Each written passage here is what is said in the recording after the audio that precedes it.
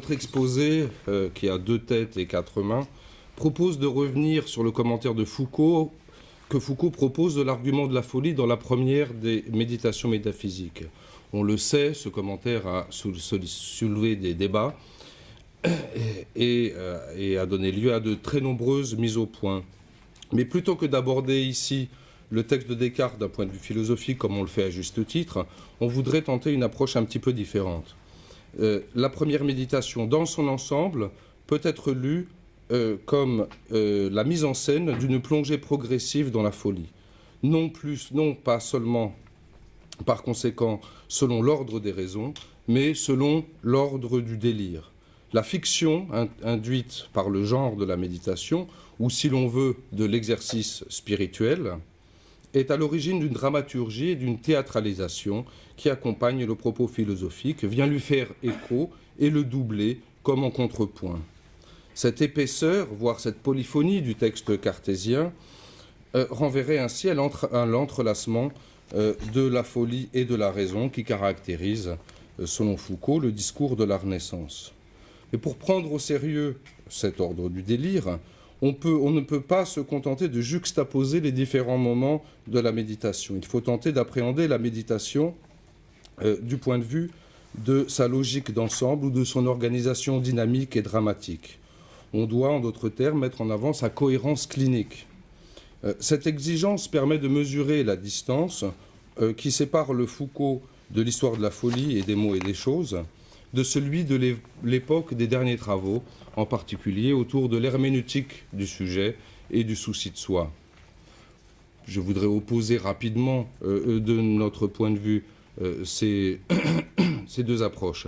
Dans l'ouvrage de 61, Foucault ne se limite pas à prendre acte de la contrariété convenue entre raison et déraison, il la rapporte à une opposition radicale pour finalement invoquer une folie comme une expérience originaire, sauvage, indicible et incommunicable, qu'il propose de penser comme négativité et altérité absolue. Cette expérience paradoxale d'une folie à l'état sauvage, qui échapperait ainsi à toute perception, on ne saurait en parler qu'obliquement, en prenant pour objet le conflit qu'il oppose à la raison, à ses instruments de connaissance, aux dispositifs et aux institutions dont ils sont solidaires. À travers, autrement dit, comme s'exprime Foucault dans la préface, l'affrontement originaire qui donne sens à l'unité aussi bien qu'à l'opposition du sens et de l'insensé.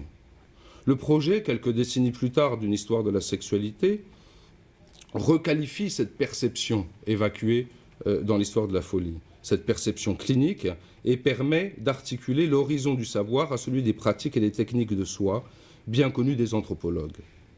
Le changement est important puisque la tension mise en scène dans l'histoire de la folie trouve la possibilité d'être réfléchie positivement du point de vue de la pratique et en particulier de la pratique du soin de l'âme. On pourrait dire ainsi que la dimension polémique, celle de l'affrontement originaire, se trouve dialectisée par un horizon thérapeutique. Le paradoxe, loin d'être annulé, se trouve remobilisé pour penser l'émergence historique du concept de subjectivité et de ses différentes modalités. L'affrontement originaire se trouve en effet repensé de manière nouvelle. Si les institutions du savoir sont assurément génératrices d'asservissement, elles induisent également des pratiques émancipatrices. En d'autres termes, Foucault réhabilite ici rien moins que l'idée de réalité psychique et avec elle l'expérience perceptive et clinique qui cesse d'être réduite à l'objectivation autoritaire et aliénante du discours médical. Notre hypothèse est que ce changement impose une relecture critique des chapitres consacrés à l'époque de la Renaissance dans l'histoire de la folie, aussi bien que dans les mots et les choses. Et c'est en ce sens qu'on se propose ici de relire Descartes en évitant le piège du grand enfermement, non pas pour l'opposer, mais pour le rapporter à la grande tradition du discours paradoxal qui, d'Erasme à Cervantes, mélange et dialectise raison et déraison. Pour cela, on propose d'articuler 3 points de vue. D'abord, en identifiant les figures de la folie que Descartes mobilise au cours de son doute méthodique et suivant l'ordre des raisons. autant de figures assez familières de la littérature morale et médicale de l'époque. On n'insistera pas trop sur cet aspect aujourd'hui. Deuxièmement, en s'attachant, et ça va être l'essentiel de notre propos, à montrer comment ces différentes figures peuvent être reliées et former un récit unique, celui d'une expérience rapportée à la première personne. Une fois établie cette cohérence clinique, on est en mesure d'interroger alors autrement le sens de la méditation ou de l'exercice spirituel, la mise en scène sur laquelle elle repose, mais aussi le statut, en retour, un peu énigmatique du sujet qui l'énonce. En n'oubliant pas enfin que cette expérience folle se manifeste comme une fiction et que Descartes, par sa double position d'auteur et d'acteur et de spectateur de lui-même, s'emploie à en conserver la maîtrise. L'important est ici que la fiction réponde à la norme du vraisemblable. Mais on peut tenter de montrer que cette double position de l'énonciateur participe elle-même de la cohérence clinique du propos. En d'autres termes, la méditation n'est ni seulement une expérience de pensée, ni seulement une expérience vécue. Elle a une dimension réflexive qui suppose un travail de la fiction et de la représentation.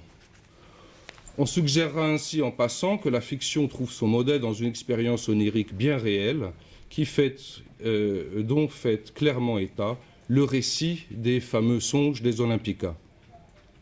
Mais aussi que chez tout délirant, comme dit Freud, se tient caché dans un coin de leur âme un observateur désintéressé qui laisse défiler devant lui les fantômes morbides.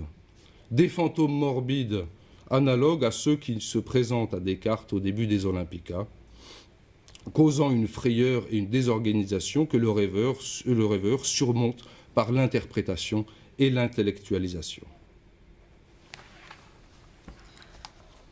En faisant retour sur le débat entre Foucault et Derrida autour de l'enjeu d'une exclusion philosophique de la folie, Kambouchner note que nous devons renoncer à nous procurer des vues caractérisées à propos de l'expérience intime que Descartes a dû faire, du vertige lié aux plus fortes raisons de douter. Nous voudrions précisément revenir sur cette expérience intime de vertige, dont le sujet des méditations fait un usage dramatique puissant et qui fait chuter le lecteur d'un doute dans un autre, avec un effet de vertige et de sidération. Plutôt que de considérer avec Foucault que Descartes évacue d'emblée dans la première méditation l'expérience de la folie à la faveur d'une rupture marginalisante, mais quoi, ce sont des fous, et ce au profit de l'argument du rêve, on voudrait suivre ici le fil de l'hypothèse de Derrida, qui insiste de manière originale sur l'idée que la référence au songe représente plutôt l'exaspération hyperbolique de l'hypothèse de la folie. Ainsi, l'hypothèse de la folie n'est jamais écartée tout au long de cette première méditation.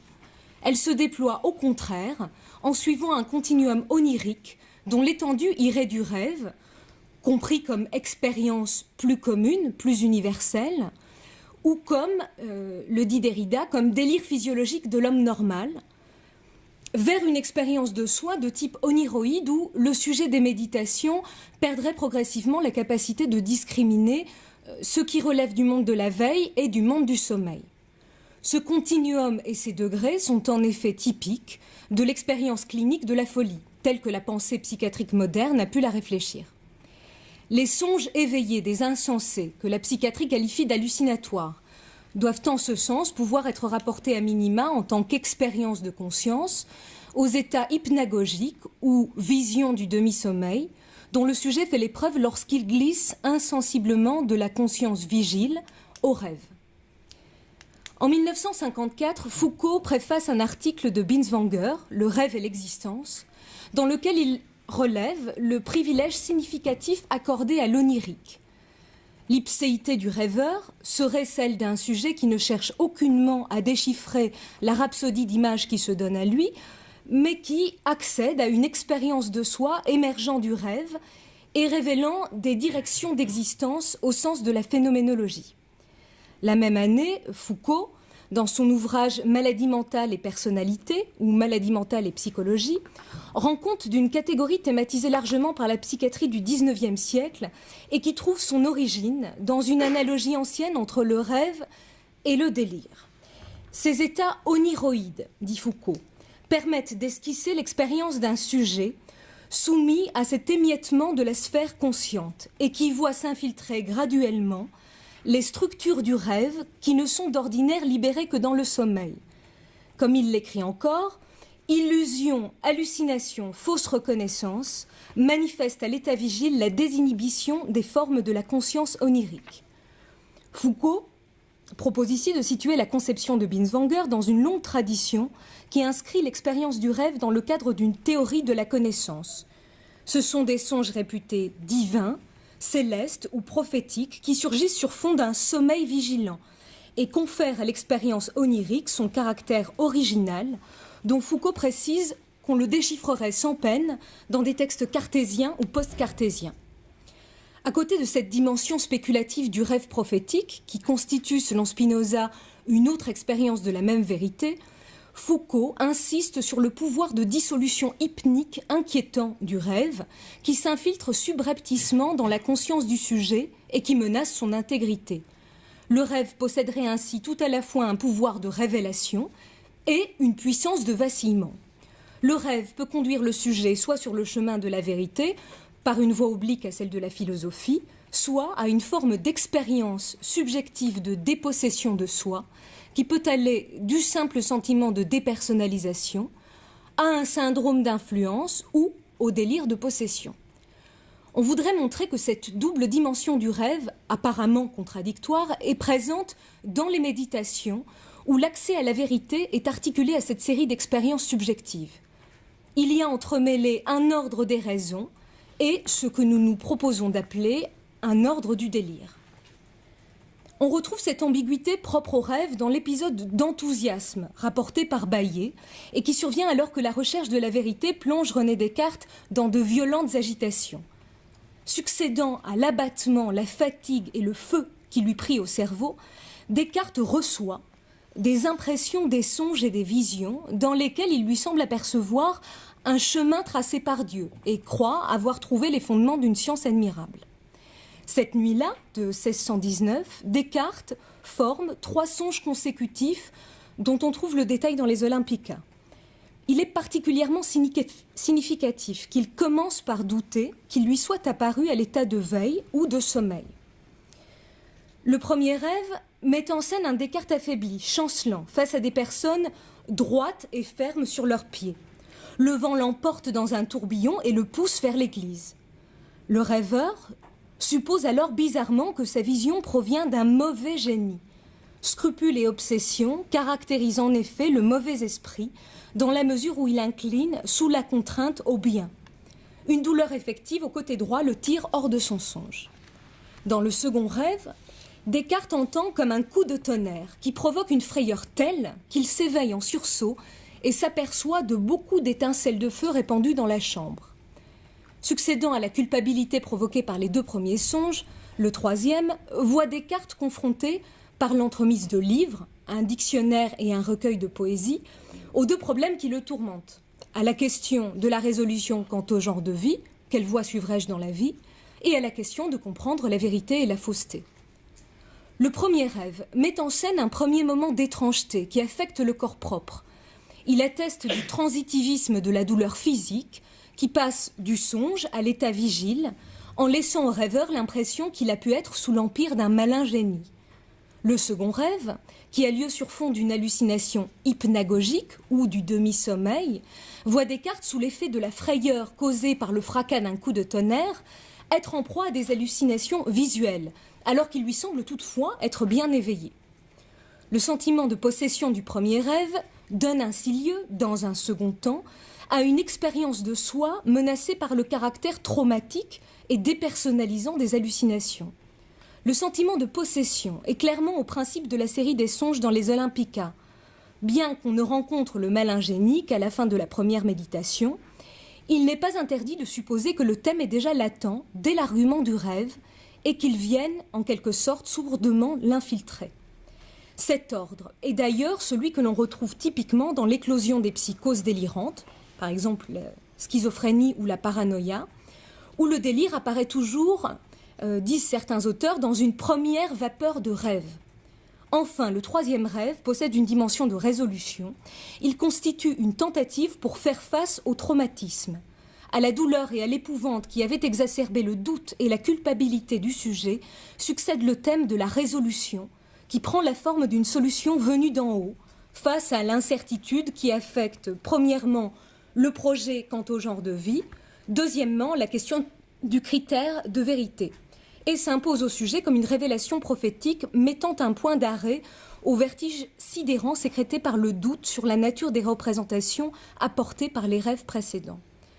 Pour reprendre une formule de la préface déjà mentionnée de Foucault, on pourrait dire que les songes enthousiastes de Descartes ne se contentent pas de symboliser et de dire en images l'histoire d'expériences antérieures, mais que faisant le tour de l'existence entière du sujet, il propose d'en restituer sous une forme théâtrale l'essence dramatique. Le rêve est à la fois fragment et totalité, puissance de dissolution et pouvoir d'organisation et de symbolisation de l'ipséité du sujet. Et c'est précisément ce type de discours paradoxal qui vient dialectiser raison et déraison sur fond d'un déploiement hyperbolique de l'expérience du rêve que l'on trouve mise en scène dans le déroulement de la première des méditations métaphysiques. Ce déploiement onirique fait donc partie intégrante des coordonnées de la fiction cartésienne. L'exposition des raisons de douter va suivre graduellement la plongée du sujet méditant dans les errances et les confusions d'une conscience onirique au plus près du processus délirant qui lui donne sa forme singulière. Comme le précise Foucault, dans la méditation, le sujet se trouve sans cesse altéré par son propre mouvement et modifié par une série d'événements auxquels il doit faire face.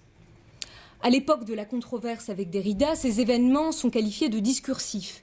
Plus tard, dans l'herméneutique du sujet, ils deviennent solidaires d'une technique de soi que Foucault rapporte à l'exercice de la méditation qui permet de transformer le discours vrai en principe permanent et actif. En ce sens, le discours vrai ne doit plus se comprendre à partir du partage entre raison et déraison. Il relève plutôt d'un souci de soi qui doit travailler, selon le mot d'Épicure, à chasser efficacement l'affection de l'âme. La méditation cartésienne apparaît dans cette perspective comme une forme de thérapeutique qui viendrait tenter de maîtriser le vertige intime de la folie du doute et de la dépersonnalisation en demeurant au plus près du processus mélancolique de désorganisation. Comme le précise Alquier dans sa note sur Foucault, « Nul ne deviendrait philosophe s'il n'était d'abord un peu fou. J'entends s'il n'était conduit par quelque sentiment d'irréalité éprouvé devant les choses, à se poser des questions que les gens raisonnables ne se posent pas.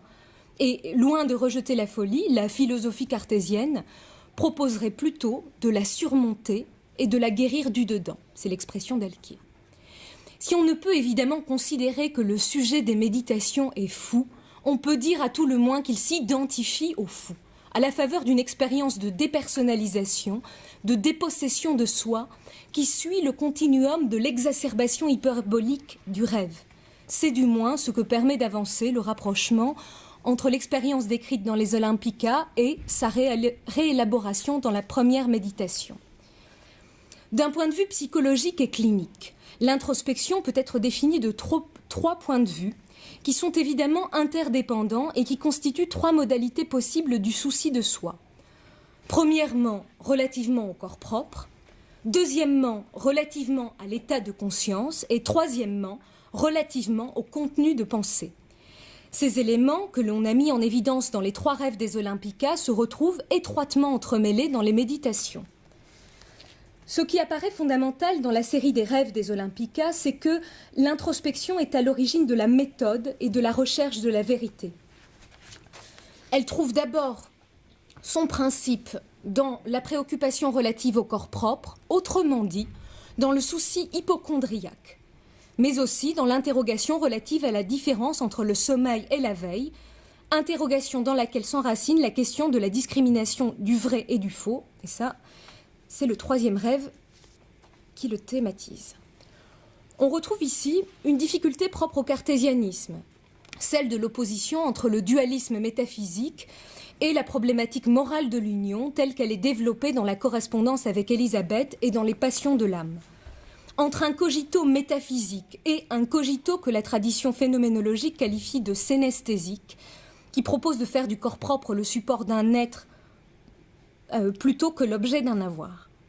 En prenant au sérieux l'idée d'un continuum onirique et en se rapportant à l'expérience décrite dans les Olympica, on a voulu suggérer qu'il est sans doute possible de présenter les méditations dans leur projet même comme une interrogation relative à l'unité substantielle de la personne. De ce point de vue, le projet cartésien peut être réinscrit dans le cadre plus général des exercices spirituels et par exemple être rapproché de la problématique du rapport à soi que l'on trouve chez Montaigne. On retrouve en effet dans les essais cette même question sous la forme à peine différente d'une interrogation sur le rapport premièrement au corps malade, deuxièmement à la variété des états de conscience et enfin troisièmement aux anciens. Surtout, il faut noter que ces trois modalités nécessairement entrelacées du rapport à soi et de l'introspection, qui sont au cœur de l'expérience onirique des Olympica, constituent les trois principaux moments de la première méditation.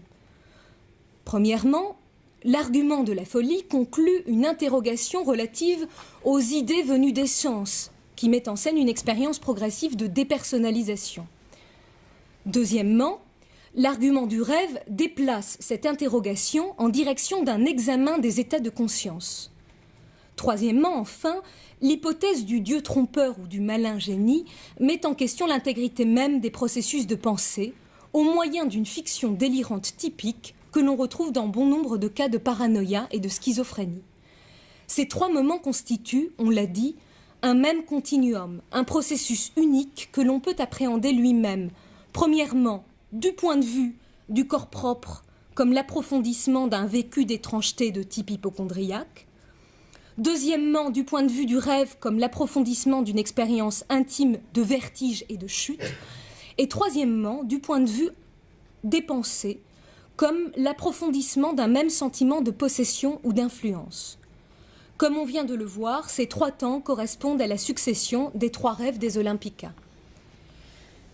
Le projet de se défaire de toutes les opinions reçues, afin d'établir de nouveaux fondements qui ouvrent la première méditation, peut être directement rapporté au troisième rêve des Olympica, qui vient résoudre l'expérience vertigineuse de perte de l'évidence naturelle ou de rupture de la continuité muette et rassurante du corps au sens de Merleau-Ponty.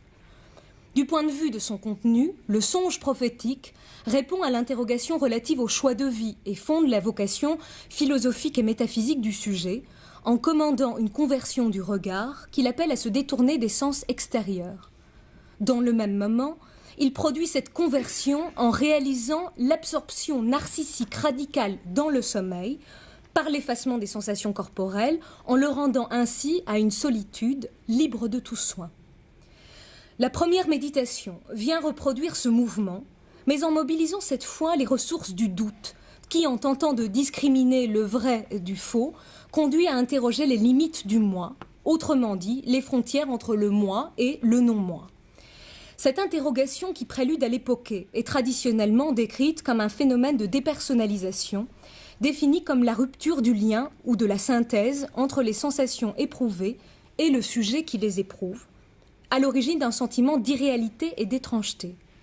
La notion, élaborée d'abord en France dans le dernier quart du XIXe siècle, sert à décrire un sentiment de perte de l'évidence naturelle et d'altération relative aux sensations externes qui rendent le monde méconnaissable, nouveau et étrange comme s'il était perçu en rêve, mais aussi relative aux sensations internes qui donnent aux malades, et selon leur expression, le sentiment d'être en dehors de lui-même, de ne pas être de ce monde, jusqu'à l'amener à douter de sa propre existence. Ce qui caractérise la dépersonnalisation, c'est encore un sentiment d'automatisme dans lequel le moi assiste, indifférent et étranger à ses propres actes qu'il exécute comme en état de somnambulisme. Par là, comme l'indique Kraepelin, le sentiment de possession du corps propre est perdu. Le malade a l'impression d'être un automate, une statue. Les actions sont effectuées de manière mécanique, sans conscience de volonté. Les pensées vont et viennent sans intervention propre. le malade se sent comme un spectateur désintéressé, sans lien intérieur avec ses propres perceptions et ses propres actions. Pourtant, le sentiment d'irréalité qui naît de l'effacement des limites du moi ne va pas habituellement jusqu'à la perte effective du sens de la réalité. Le vide ainsi creusé n'est à aucun moment comblé par une conviction délirante à proprement parler. Les patients craignent de devenir fous, mais sans tomber dans la folie. C'est en ce sens que l'on peut entendre le premier moment de la première méditation, le sentiment d'étrangeté relatif au monde, mais aussi au corps propre, qui subit le sort des choses peu sensibles et fort éloignées, ne saurait à lui seul conduire à la négation formelle que ces mains et ce corps-ci soient à moi. La comparaison avec les insensés, qui s'imaginent être des cruches ou avoir un corps de verre, procède d'un doute qui précisément prémunit le sujet contre la conviction délirante. La manière dont Descartes congédierait ainsi l'hypothèse de la folie s'inscrit bien dans la continuité de l'argument. Elle ne l'interrompt aucunement. C'est pourquoi on peut accorder à Derrida que c'est avec l'argument du rêve que l'on assiste à une exacerbation hyperbolique de l'hypothèse de la folie. L'interrogation obsessionnelle des limites, le doute relatif au fondement est radicalisé avec l'évocation de l'illusion des songes. Descartes, prenant appui sur l'expérience de dépersonnalisation, peut concéder que nos mouvements corporels ne sont peut-être que de fausses illusions, et aussi que nos mains et tout notre corps ne sont pas tels que nous les voyons.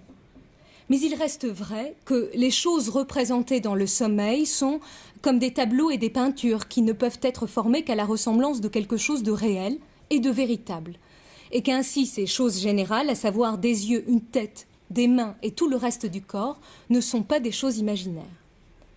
On assiste ainsi à une objectivation du corps propre réduit à ces choses générales. Cette objectivation, une fois suspendue l'évidence naturelle des limites du moi, ouvre, avec l'argument du rêve, un chapitre nouveau dans lequel Descartes évoque l'artifice et l'imagination des peintres qui inventent des formes bizarres et extraordinaires, par mélange et composition.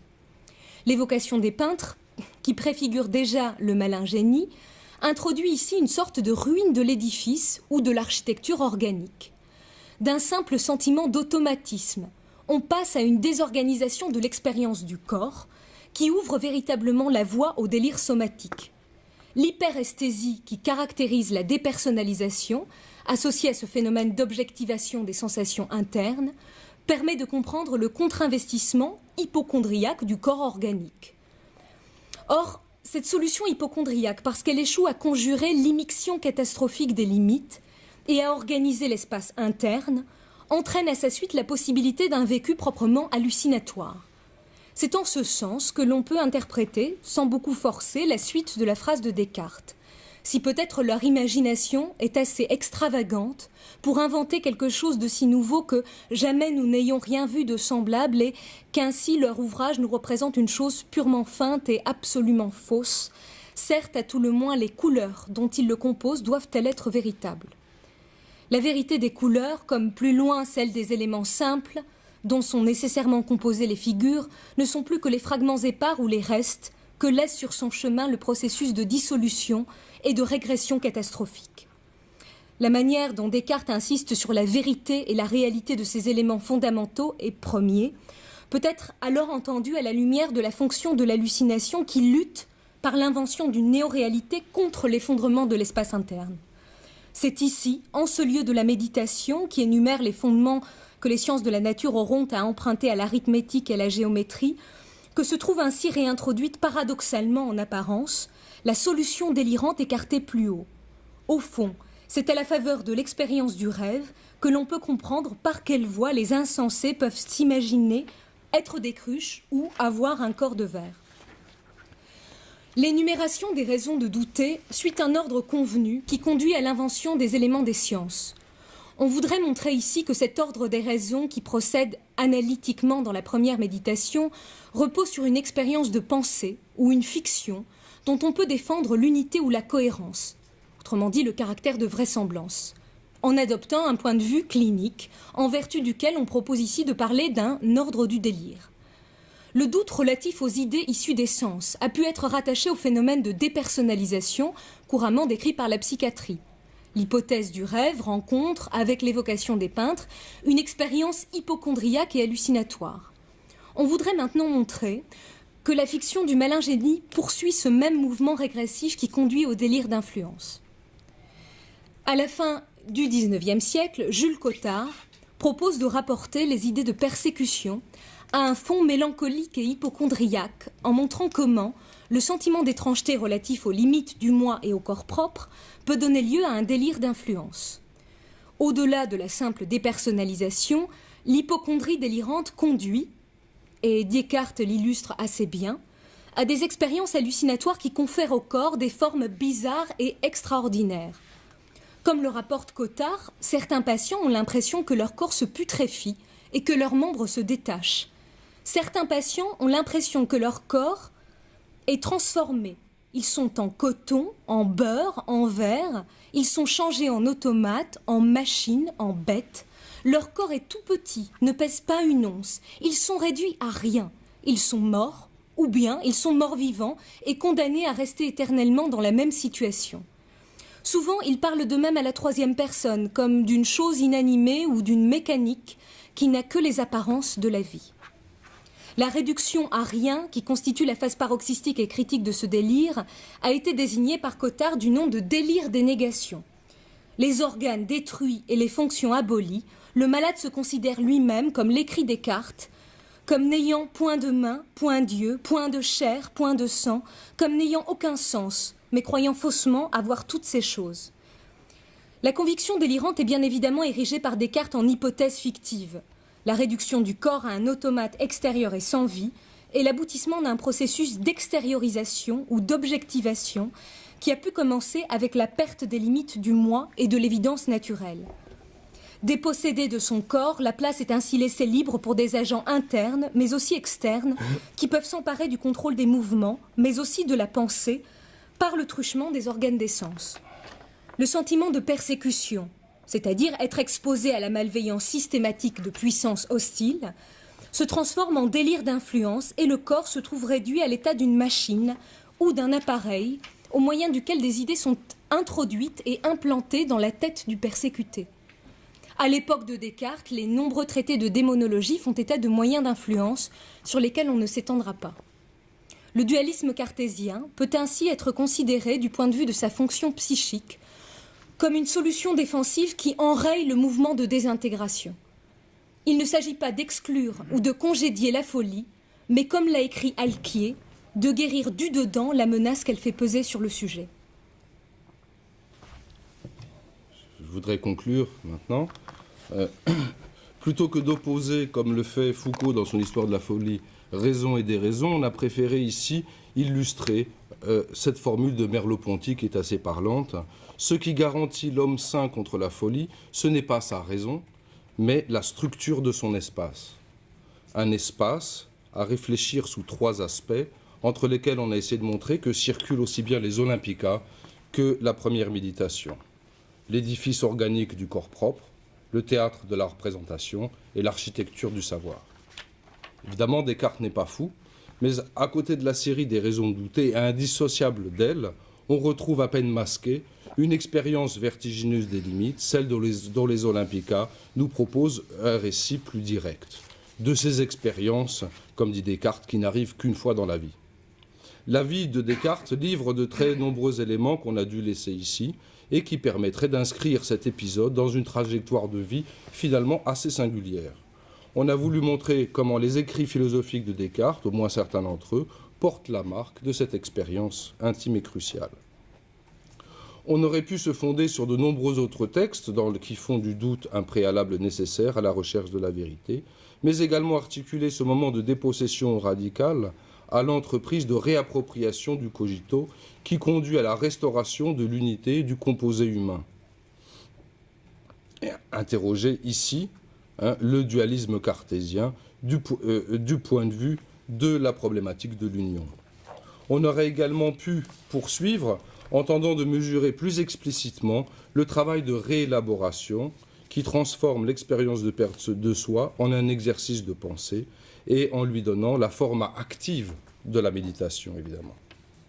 On a tenu à rapporter d'abord le discours rationnel de la première méditation à l'expérience onirique qui peut le sous-tendre, en montrant que ce récit suit un ordre spécifique qui a sa cohérence interne typique et dont le regard clinique, celui qui est écarté dans l'histoire de la folie, permet de restituer la logique et le développement immanent et, pour le montrer, se fonder en particulier sur certains textes de Foucault antérieurs à l'histoire de la folie.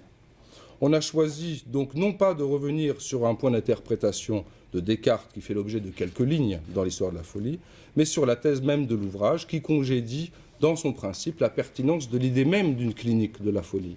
Et pour cela, on s'est largement fondé sur les premiers écrits de Foucault, sur Rêve et Existence, mais aussi sur les derniers cours, centrés, eux, sur la clinique des processus de subjectivation. On a voulu ainsi montrer comment cette clinique permet de repenser les paradoxes qui caractérisent l'époque de la Renaissance, dans l'histoire de la folie aussi bien que dans les mots et les choses, en insistant cependant sur le fait que les méditations se déroulent sur fond d'une hétérotopie de crise et non de déviance correspondant à la gamme des états de conscience. On a voulu montrer comment cette clinique permet également de problématiser l'image un peu artificielle que Foucault propose de l'espace de la représentation classique, comme il dit, un espace à nos yeux qui est travaillé du dedans et non seulement à ses marges par des tensions et des contradictions internes qui témoignent assez bien de la manière dont le compromis classique vient régler et organiser, sans pourtant l'annuler, la crise de la Renaissance. Merci.